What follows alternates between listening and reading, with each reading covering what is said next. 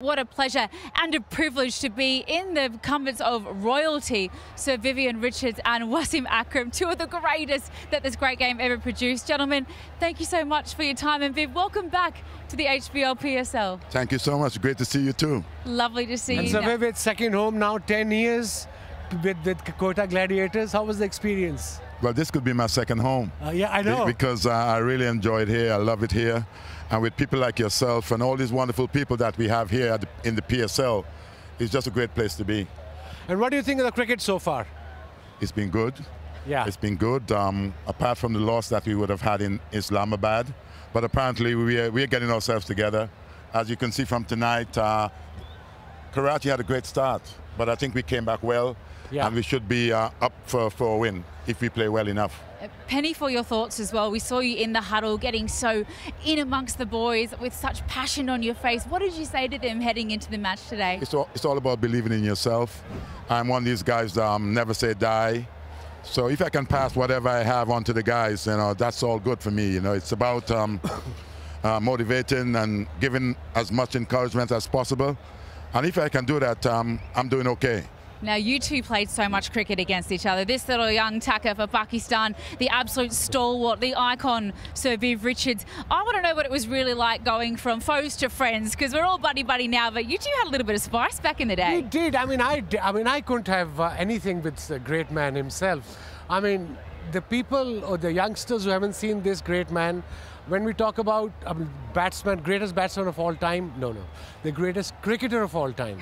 Sir Vivian Richards, on and off the field, not just his batting, the way he led his team, the way he walked onto the field, the way he had a go at the bowlers. You were the only one in that era, Sir Viv. And I remember as a young kid, the next day there was a game against Windies. I couldn't sleep the whole night because I had to bowl at this great man. It was incredible. Dream come true that I played against him. Thank you for those kind words. No, the right words, sir. But I can tell you, I played against these guys towards the latter stage of my career. And he would have bowled me the quickest bouncer that I've ever faced. And he sort of hastened my retirement. You're saying Wasim Akram, we brought on an early retirement from Sir Viv. I remember that particular game. I think West Indies won that game easily those days. I think it was in Tasmania, if I can remember correctly. Yeah, that's right. It was a Hobart, and it was a bouncer was a no ball. And I remember the next game, Sir Viv, as usual, no helmet. I bowled him that quick bouncer. He was having a chewing gum, walked across, and took a single on my Yorker. And that was it. No, but this guy he's very special. I've always felt that there's no left armer like Wasim Akram. Wow, that's incredible coming from the greatest of all time. Sir, one advice you want to give it to young cricketers nowadays with this social media, with cricketers or sportsmen become suddenly a star, how to tackle that kind of pressure? Actually, I'm glad that I played yesterday. That's what I say as well. I'm glad that we played yesterday, because today you couldn't even pick your nose without someone seeing. Yeah, absolutely, and that adds extra pressure. Am I right? Yep. So I'm just hoping that these youngsters understand that with all these T20 franchises around the world, that it's an opportunity for them to make a good living, and for them to take control of their lives as well. And good living, I understand. Good living, I understand. If you're a good cricketer for your country, the money will follow. The leagues will follow. You got to, as a youngster, I believe what I learned from you guys and great Imran Khan, Javed Miandad, Sunny Gavaskar, I'm missing big names as well, maybe Alan Border as well, that your legacy should be there when you leave your sports you play. And I think that's the message to young generation is, legacy is important. The money will follow. Definitely, if you enjoy what you're doing. Yeah. I've always felt that if you have, you bring the best package, everything else would follow. Don't let the money dictate where you should be at. Yeah.